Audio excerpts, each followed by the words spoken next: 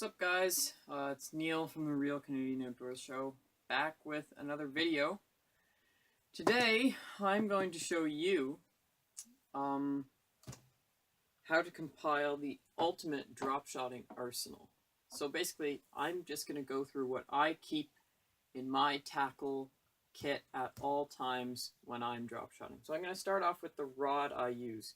So the rod I use for drop-shotting is this wonderful Lose speed stick, and it's a 6'6" rod, fast action, medium power. It's a two-piecer. A 6'6" rod is about the most common length, at least for spinning rods that people use. So you probably already own a 6'6" rod, which is good. But it's important to make sure that the rod you have has a nice soft tip, because that's one of the key things for drop shotting. You need a good sensitive tip on your rod so you can detect those light bites, because drop shotting, you're not getting hard strikes, you're getting very light little ticks on your bait. So it's important to be able to pick that up. Another thing that helps with that is having braided line. So I always fish the drop shot rig on some Power Pro, or really any kind of braid works, but it's important not to use braid that's too heavy.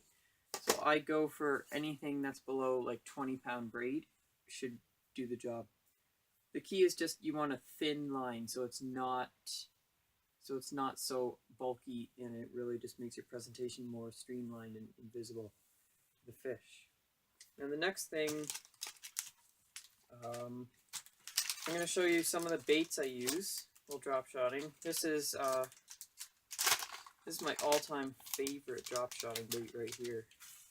The little Strike King KVD Dream Shot. And this bad boy here, the action on this thing is just amazing. It wiggles and jitters all over the place when you throw it on a drop shot rig.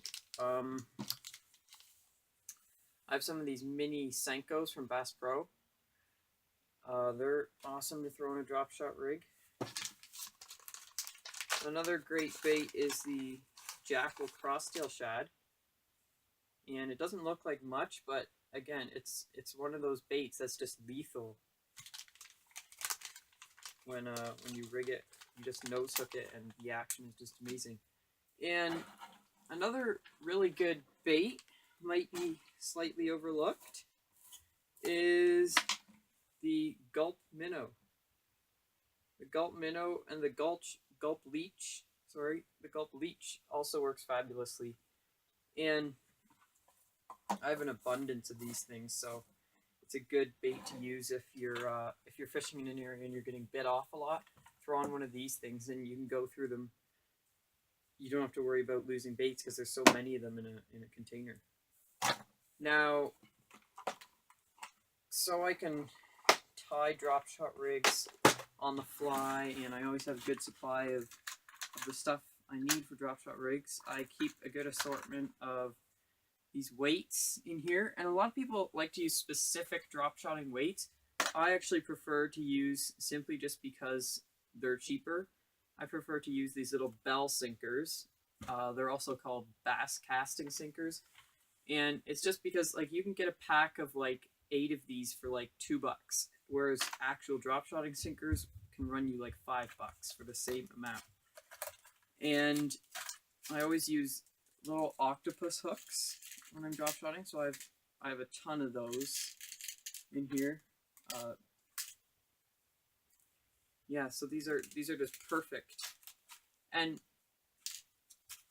like the thing when I first started drop shotting too, I thought like, how is such a small hook gonna effectively hook like a big old bass? But you know what, the bass, or whatever fish you're drop shotting for, really, they just suck that bait right down, and the hook basically just catches them in the corner of their mouth usually when you set the hook. So it works just fine.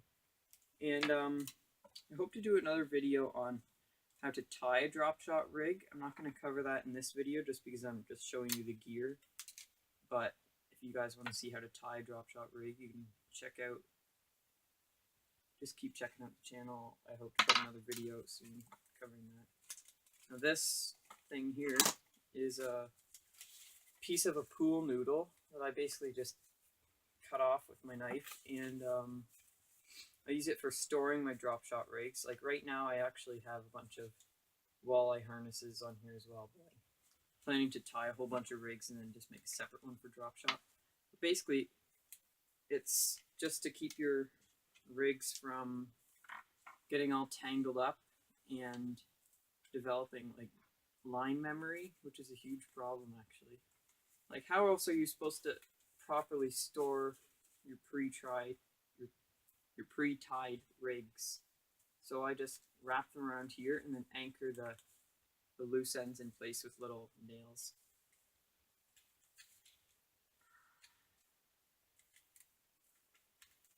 So that is basically all I have to cover here.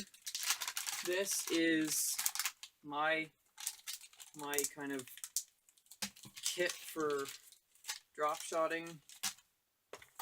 Always have it in my tackle box, and you know, you don't have to have everything that I showed here, but as long as you have like the basics, you have the proper terminal tackle, proper rod, and the proper line, you'll be on your way to catching giant fish on the drop shot. Thanks for watching.